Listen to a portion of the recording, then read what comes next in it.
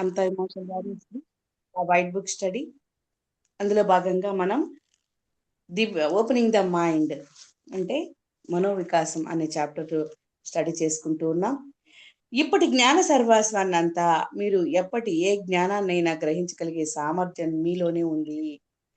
ఆ మహాప్రజ్ఞలోనికి మిమ్మల్ని మీరు ప్రవేశింప చేయనిచ్చే ద్వారం కేవలం నాకు తెలుసు, ఐ నో అన్న మాటను అనడం మాత్రమే. ఆ తర్వాత ఆ జ్ఞానం మీలో త్వరలోనే అది ప్రాప్తిస్తుంది. తత్ప్రాప్తికి కొన్ని క్షణాలు పట్టొచ్చు, కొన్ని రోజులు పట్టొచ్చు. కానీ తప్పక ప్రాప్తించే తీరుతుంది ఈ రివిజన్ మాస్టర్స్. కాబట్టి ఓ పరిపూర్ణత్వమే కాబట్టి ప్రజ్ఞ అన్నది మీ కోరిక తీరడం కూడా పరమ నిశ్చయమే అవుతుంది. సో వీట్ అనుకోండి అందరు కూడా. ఓ ప్రజ్ఞ ఆలోచన తరంగం మీ ఆత్మలో అనుభూతమై మీ శరీరంలో ఓ సంభవంగా మారి మీ పిట్యూటరీ గ్రంథిని విచ్చుకొనిచ్చి మరింత ఉన్నత సంకల్పాల స్వీకారానికి అది హెల్ప్ చేస్తుంది. ఓ నిరంతర ప్రవాహంలా ఆలోచన స్రవంతిని మీలోనికి అనుమతించే ద్వారమే ఆ ప్రజ్ఞ.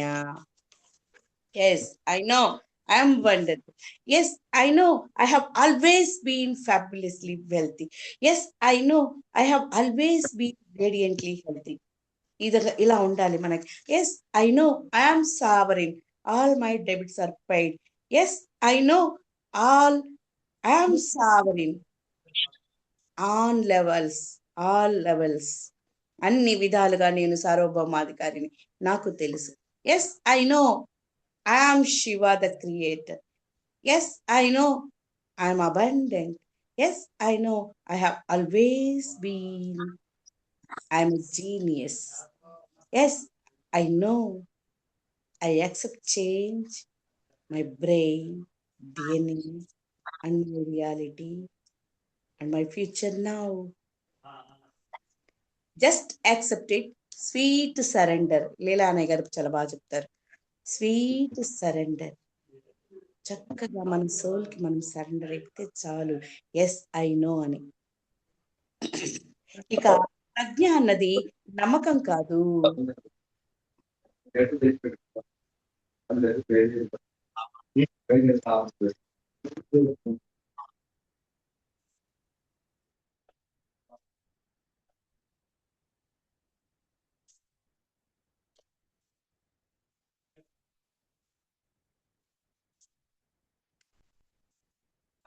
శివ అంట ఫోన్ చేస్తుంది.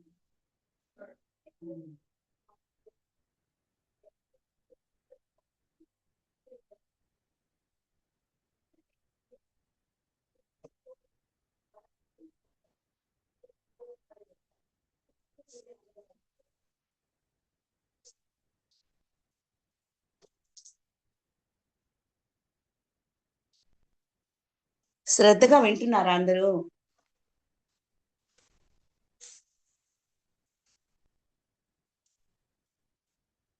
ఎస్. ఇక ప్రజ్ఞ అన్నది నమ్మకం కాదు. నమ్మకం అన్నది ఊహ మాత్రమే. ప్రజ్ఞ ఓ పరిపూర్ణత్వం. కేవలం జ్ఞాన ప్రాప్తి వల్ల మాత్రమే ప్రజ్ఞ ప్రాప్తిస్తుంది. మనము జ్ఞానంతో మనం నిండడం వల్ల మాత్రమే మనకి ప్రజ్ఞ ప్రాప్తిస్తుంది. ఓ విషయాన్ని మీరు నమ్ముతూ ఉన్నప్పుడు ఏ మనిషో స్వయంగా మీరే ఓ విషయాన్ని మీరు నిజంగా తెలుసుకోకుండా ఉన్న దాన్ని, అది ఖచ్చితంగా ఓ సత్యమే అని మీకు తెలియకుండా ఉంటూ ఉన్న దాన్ని సత్యంగా స్వీకరించమని మిమ్మల్ని బలవంత పెడుతున్నట్లుగానే ఉంటుంది. నాకు తెలుసు అని మీరు అనుకోకపోతే. ఓ విషయాన్ని మీరు నమ్ముతూ ఉన్నారనుకోండి, నమ్మకం, ఊహ అనుకోండి. ఊహ అయితే అది మన మన సొంతం అవ్వదు. మనం మనం ఓన్ చేసుకోలేం దాన్ని. ఖచ్చితంగా అది ఓ సత్యమైన మీకు తెలియకుండా ఉంటే కనుక ఆయన చెప్పాడు, నేను నమ్మాను. యాక్షన్, ఊరికే యాక్షన్ పైన యాక్షన్ చేస్తూ మన అంతరాంతరాల్లో మనం అదే ఆ విషయం నిక్షిప్తం అవ్వకుండా, మన న్యూరాన్స్ ఫైర్ అవ్వకుండా, మన సోల్ అనుభూతి చెందకుండా అది ఒక క్రియేషన్ అని మనం అనుకుంటే కనుక ఎవరో చెప్తే ఆర్టిఫిషియల్గా మనం దాన్ని అనుసరిస్తున్నాము అని ఉన్నట్టు అలా అర్థం చేసుకుంటుంది నీ ఆత్మ. జీవితంలో ఓ వాస్తవంగా అది ఏర్పడి ఉండలేదు కాబట్టి, మీలో అనుభవించబడకుండా అది ఉంది కాబట్టి, అనుభూతి చెందకుండా అది ఉంది కాబట్టి, నువ్వు యెస్, ఐ నో అనకుండా ఊరికే నమ్మితే మాత్రం అది చాలదు. దేన్ని మీరు నమ్మకూడదు అన్నదే నా అభిప్రాయం అంటున్నారు రామ్‌తా గారు. I do not ask you to believe in anything. I want you to know. To be enlightened is to know without doubt, belief or hope. అంటే ప్రజ్ఞాప్రాప్తి. ప్రజ్ఞ మీకు మీ ఓన్ అయిపోవాలి. ప్రజ్ఞ మీకు సహజంగానే ఏర్పడాలి అన్నదే నా అభిప్రాయం. ప్రజ్ఞ మీకు ప్రాప్తించాలి అన్నదే నా అభిప్రాయం. ఎలా? ప్రజ్ఞాప్రాప్తి అంటే ఏంటసలు అంటే, అనుమానాలు, నమ్మకాలు, విశ్వాసాలు, ఆశలు ఏమీ ఉండకుండా ఉండేటువంటి ఆ నిర్మలమైన జ్ఞానం ఏదైతే ఉందో దాన్ని పొందడమే అని అర్థం. ప్రజ్ఞను పొందడం అంటే, ప్రజ్ఞా ప్రాప్తి అంటే అనుమానం, నమ్మకం, విశ్వాసం, ఆశ ఏమీ లేకుండా, అంటే ఎక్స్‌పెక్టేషన్స్ ఏమీ లేకుండా ఉండి అది మనకి తెలిసి ఉండడమే. అది ప్రజ్ఞాప్రాప్తి అంటే. జ్ఞానమే ప్రజ్ఞను పరిపూర్ణం చేస్తుంది. మనము ఇప్పుడు స్టడీ చేస్తూ ఉన్నామే, ఆ జ్ఞానం అంటే ఈ జ్ఞానం అనే కాదు, దేనికి కూడా స్కూల్‌కెళ్ళేది ఎందుకు? దాని మూలం ఎతుక్కోవడం కోసమే. మనం నిజంగా ఈరోజు ఈ పుస్తకం ఇలా చదువుతున్నామంటే ఫస్ట్ ఏం చేసాం మనం? అ, ఆలు నేర్చుకున్నాం. ఆలు నేర్పించారు మనకి. తర్వాత ఏం నేర్పించారు? దీర్ఘం, గుడి, ఇది కొమ్ము, ఇది వృత్తం, ఇది ఏత్వం, ఇది ఐత్వం, ఔత్వం. తర్వాత కాకి ఇట్లా దీర్ఘం ఇస్తే కా, కాకు గుడి ఇస్తే కి, కొమ్ము ఏది ఇస్తే అది అని చెప్పారు. ఆ తర్వాత ఏం నేర్పించారు? 2 అక్షరాలు, 3 అక్షరాల పదాలు నేర్పించారు. ఆ తర్వాత ఇవి ఒత్తులని చెప్పారు. దానికి సంబంధించిన ప్రతి జ్ఞానాన్ని మనకి ముందు పరిచయం చేశారు. అలా పరిచయం చేసి ఆ తర్వాత ఆ పదాలనన్నింటిని కూడ పలుక్కుంటే కొన్ని పదాలు కలిస్తే ఒక వాక్యం అని చెప్పారు. కొన్ని వాక్యాలు కలిస్తే ఒక పేరా అని చెప్పారు. కొన్ని పేరాలు కలిస్తే ఒక పేజీలో ఉంటారు. అలా కొన్ని పేజీల మ్యాటర్ మనం ఇప్పుడు ఈ 434 పేజీకొచ్చాం. ఒకటో పేజీ నుంచి దగ్గర దగ్గర ఇదెన్ని రోజులు? చాలా రోజులు. మరి మాకు పడతాయి. 100 రోజులు, 150 రోజులు ఈజీగా వైట్ బుక్ స్టడీకి పడుతుందనమాట. తర్వాత మీరు కాబట్టి స్టెప్ బై స్టెప్ నీకు ఆ జ్ఞానం ప్రాప్తిస్తే దానికి సంబంధించిన ఇన్ఫర్మేషన్ అంతా ఉంది ఇప్పుడు నా దగ్గర. ఇప్పుడు చూడండి, మన అమ్మకో, మన నాన్నకో, మన భర్తకో, మన అన్నదమ్ములకో, ఎవరికో ఫ్రెండ్స్‌కో భావాత్మకంగా కవితలే అల్లి రాయమా? అక్షరం నుంచి అనే అక్షరం నుంచి మొదలైన మన జర్నీ. ఇప్పుడు మనలోని భావుకుడు తన్నుకొచ్చిన కొద్దీ, ఆ 2 అక్షరాలు, 3 అక్షరాలు కాదు, మన భావాలు తన్నుకొచ్చిన కొద్దీ పేజీలు, పేజీలు రాయమా? Yes or no? Yes, Master. Yes. Yes, Master. Thank you. అదే విధంగా, అదే విధంగా ప్రజ్ఞ నీ ఓన్ అవ్వాలంటే జ్ఞానాన్ని స్వీకరించడమే. అదే మనం చేస్తూ ఉన్నాం. అసలు కష్టం ఎందుకొస్తుంది? బాధ ఎందుకొస్తుంది? దుఃఖం ఎందుకొస్తుంది? అనేది తెలుసుకుంటే, ఇది మన జీవితంలో ఇది ఎందుకు జరుగుతుంది అనేది అర్థమైతే, అసలు మన పుట్టికేంటి? నాకొక 55 ఏళ్ళు, 56 ఏళ్ల క్రితం నేనెక్కడున్నానని నాకు తెలుసుకుంటే, వచ్చేవాళ్ళు ఎక్కడి నుంచి వస్తున్నారు, పోయేవాళ్ళు ఎక్కడికి పోతున్నారు అనేది తెలుసుకుంటే, నా జీవితంలో అసలు ఈ విషయం ఎందుకు జరుగుతుందని నేను తెలుసుకుంటే, మూలం అర్థమైపోయింది కదా! ఇంకెవరినైనా నిందిస్తామా? అర్థమైపోద్ది. ఇదంతా నా డిజైనే. నా యాక్సెప్టెన్సీతోనే జరుగుతుంది. అయితే నేనే నిర్ణయించుకున్నా, నేనే తెచ్చుకున్నా, నేను అనుభవించాలా? అంటే ఏ క్షణంలో అయినా నువ్వు విరమించుకునే రైట్ నీకుంది అంటున్నారు రామ్‌తా గారు. చూద్దాం. కాబట్టి ఏమీ ఉండని నిర్మల జ్ఞానాన్ని పొందడమే అని అర్థం. ఏంటి? ప్రజ్ఞాప్రాప్తి అంటే. జ్ఞానమే ప్రజ్ఞను పరిపూర్ణం చేస్తుంది. కంప్లీట్. ఇంగ్లీష్‌లో ఏం చెప్పారో చూద్దాం దీన్నిక్కడ. All of those things are conjectural. As long as you believe or have faith in anything, it never will be. Knowing makes it absolute, which brings what is known into manifestation. Through the manifestation of the realized thought, the manifestation, note this point, the manifestation of the realized thought into an experience, the understanding will occur to you. Then it is a part of your being and not something you must convince yourself of. తెలుగులో చూద్దాం. ఇది English చదువుకున్న వాళ్ళకి, ఇక్కడ ఉన్న వాళ్ళకి అర్థమవుతుంది. తెలుగులో మనం మళ్ళీ వివరించుకుంటున్నాం.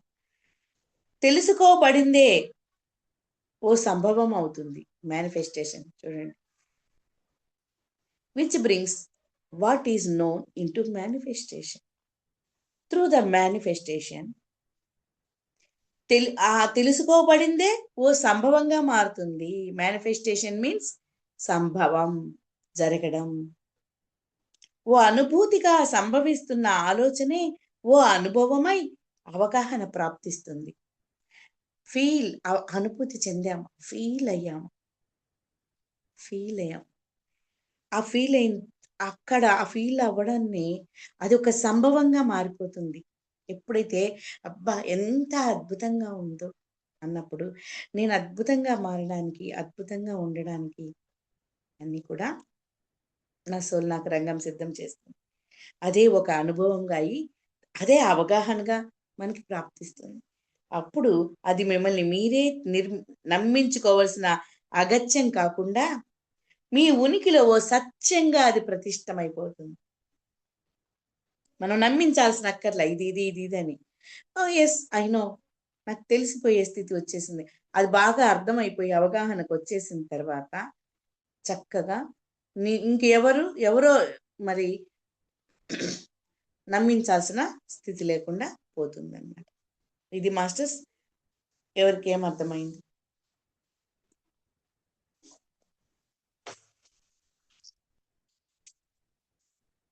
ఎవరికి ఏమర్థమైంది? మాస్టర్, మనం ఏదైతే ఫీల్ అవుతామో ఎక్కువ మనకు జీవితంలో అదే అప్లై అవుతుంది. అప్పుడు ఆ అప్లై అవడమే మనకు అదేగా జరుగుతుంది దే క్రియేషన్లో మాస్టర్. మనం ఫీల్ అవడంలోనే ఉంటుంది. నేను ఈ రోజు నుంచి సదా సర్వ సంపూర్ణమైన ఆరోగ్యం, ఆనందంతో ఉన్నానని మనం ఫీల్ అయిపోవాలి. ఆ లోపల నుంచి ఉంది కాబట్టి ఆ ఫైర్ మనలో ఎప్పుడు స్టార్ట్ అవుతుందో మనం ఆ రోజు ఆనందంతో మనకు అదే, మనకు ఈ విశ్వం, మనకు ఈ సృష్టి మనకు అదే అందిస్తుంది అని మాస్టర్ అర్థమైంది. అదన్నమాట ఇక్కడ చెప్తున్నారు మాస్టర్ విలేజర్. నిన్న మళ్ళీ చెప్పుకున్నా, మళ్ళీ ఒకసారి ఇప్పుడు చదువుతున్నా. The box and free space we're going to study. ఇది అవేకనింగ్ ద ఎక్స్ట్రాడినరీ. నువ్వు అద్భుతంగా, ఎక్స్ట్రాడినరీ అంటే మీకు మనందరికీ అర్థం తెలుసు, పదం వాడతాం కదా, ఎక్స్ట్రాడినరీ. రైట్, తెలుగు ఆన్సర్ చెప్పండి. టీచర్లుగా రాయిపోయే వాళ్ళు, ఆల్రెడీ టీచర్లుగా ఉన్నవాళ్ళు, టీచర్స్, లెక్చరర్స్, మనమందరం ఒకే కేటగిరీ కదా. ఊహకన్నట్టుగా అంత చాలా బాగా ఎక్స్ట్రాడినరీ. ఎక్స్ట్రాడినరీ అంటే మేడం అసాధారణ, మామూలు ఉన్న స్టేజ్ కంటే ఉన్నతంగా, విలక్షణమైన మేడం, అత్యద్భుతమైనది మేడం. అంతే, అన్ని రైటే. అద్భుతమైంది, ఎక్స్ట్రాడినరీ. జ్యోతి, ఎగ్జైట్మెంట్ ఉండాలి. ఎక్స్ట్రాడినరీ ఎగ్జైట్మెంట్ ఏది వసుంధర? అసలు ఎగ్జైట్మెంట్ లేదు. ఎగ్జైట్మెంట్ ఉంటేనే లైఫ్ లో జాయ్నెస్ వస్తుందమ్మా. ఎస్ మేడం, అందరూ రైటే చెప్పారు. వసుంధర, జ్యోతి మేడం కరెక్ట్ గా చెప్పారు. ఎక్స్ట్రాడినరీ అంటే ఏం చెప్పారు మేడం మీరు? అద్భుతమైన, అసాధారణంగా, సాధారణంగా, చాలా ఎగ్జైట్. అది మీరు ఎప్పుడు వస్తుంది ఎగ్జైట్మెంట్? ఎగ్జైట్ అవ్వండి. ఎగ్జైట్, సాధారణంగా, అసలు అమేజింగ్ అంటాం కదా, అలా. అవేకనింగ్, మేల్కొల్పు. మేల్కొల్పు. మేల్కొల్పడం. మేల్కొల్పడం. ఎస్, జాగృతం అవ్వడం, మేల్కొనడం. అసాధారణంగా నేను జాగృతమయ్యాను, అద్భుతంగా నేను జాగృతమయ్యాను అని అనుకోవచ్చు. అలా అవ్వడం కోసం ఏం చేయాలో చూస్తాం. Are you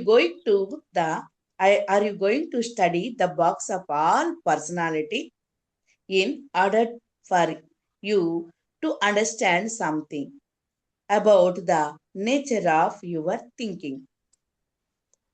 బాక్స్ వ్యక్తిత్వపు ఆలోచన, అసలు ఆలోచనతో నువ్వు ఉన్నావు. బాక్స్ పెట్టెలో ఎలా ఉంటుందో అలా ఉన్నావు. పెట్టెలో ఉన్న ఆలోచనలు అంటే పరిమిత ఆలోచనలతో నువ్వు ఉన్నావు. అసలు ఎవరు నిన్ను ఇలా, హౌ యు గెట్ స్టక్, అసలు నువ్వు ఎలా, ఎందుకు స్టక్ అయిపోయావు, నిన్నెవరు ఆ పరిమితుల్లో ఉంచి ఉన్నారు? క్వశ్చన్ వేస్తున్నారు రామ్తా గారు మనల్ని అందరికీ క్వశ్చన్ వేస్తున్నారు. ఆయన టీచింగ్ ఇలాగే ఉంటది, క్వశ్చన్ అండ్ ఆన్సర్స్ టైప్ లోనే ఉంటది.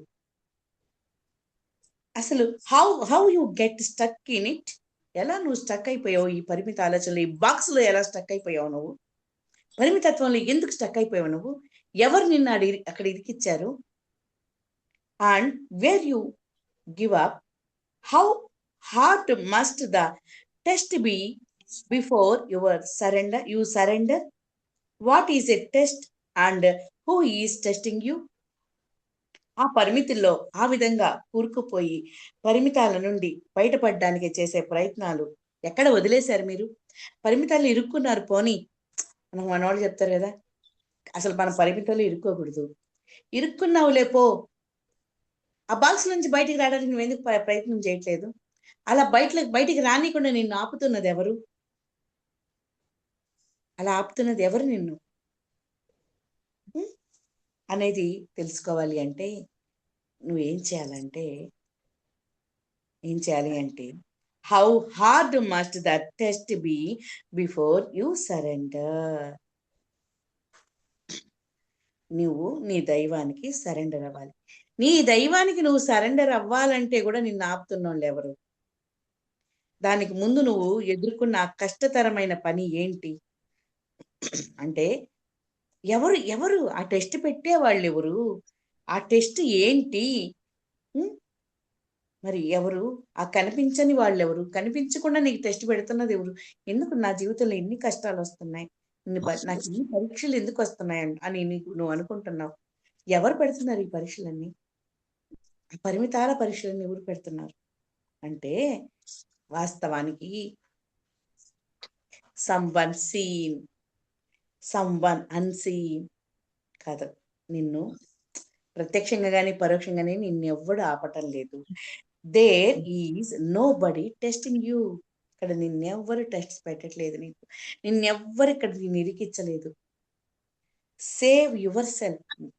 కాబట్టి ముందు నిన్ను నువ్వు రక్షించుకో. We are going to understand the term master versus villager. ముందు ఇది అర్థం చేసుకో. ఒక మాస్టర్వా, నువ్వు ఒక విలేజర్వా? మాస్టర్కి విలేజర్కి మధ్యన ఉండేటువంటి ఆ తత్వాన్ని అర్థం చేసుకో. కాబట్టి master versus villager and what is the difference between the two? మాస్టర్కి విలేజర్కి. విలేజర్ అంటే గ్రామంలో ఉండే రైతు కాదు, విలేజర్ అంటే అజ్ఞాని, మాస్టర్ అంటే జ్ఞాని. జ్ఞాని వర్సెస్ అజ్ఞాని. The master has learned to be that which is called free space, the broaden the idea of acceptance from the sense. దీనికి చెప్పాలి మనకి ఇక్కడ ఉన్న మేధావి వర్గం, మన టీచర్స్ వర్గం మాట్లాడితే మాస్టర్స్ ఇది మీకు డైల్యూట్ అయిపోతుంది, ఇది మీకు అర్థం అయిపోతుంది. మనం ఉన్న సిచ్యుయేషన్ ఏంటనేది చిక్కు తీసినట్టు వెళ్ళిపోయి ఆ ప్రజ్ఞ ప్రాప్తి మీకు వచ్చేస్తా. అందుకే మాట్లాడిస్తున్నా. రామ్తా గారు కూడా అక్కడ ఏం చేస్తారంటే స్కూల్లో కూడా మాట్లాడనిచ్చి టెల్ దెమ్ అంటాడు, మీ నైబర్స్కి ఇది చెప్పండి, ఇప్పుడు నీకేం అర్థమైందో what you learn tell your neighbour అంటారు. ఎవరు లేకపోతే గోడతో మాట్లాడమంటాడు ఆయన. కాబట్టి అదే వెర్షన్లో ఉన్నప్పుడు ఇది మామూలుగా టీచింగే కానీ ఉన్నిందనుకోండి, బోర్ కొట్టిపోతుంది, మైండ్ వేడెక్కిపోతుంది. ఇంటరాక్షన్గా ఇలా మరి ఇంటరాక్షన్గా ఉంటే మాత్రం మన ప్రజ్ఞ, మాట్లాడే వాళ్ళ ప్రజ్ఞగా, నేను ఈరోజు ఇలా మాట్లాడుతున్నానంటే మా భాను సారు ఇలాగే మాట్లాడిచ్చారు, అందుకే మేము ఇక్కడ ఎక్స్పాండ్ అయ్యాం. అందరం ఎక్స్పాండ్ అవుతాం. Please allow yourself. ఈ వాక్యం చదువుతాను, మాట్లాడండి. జస్ట్ అర్థం చెప్పండి చాలు. The master has learned to be that which is called free space to broaden the idea of acceptance from the sense to outside the sense.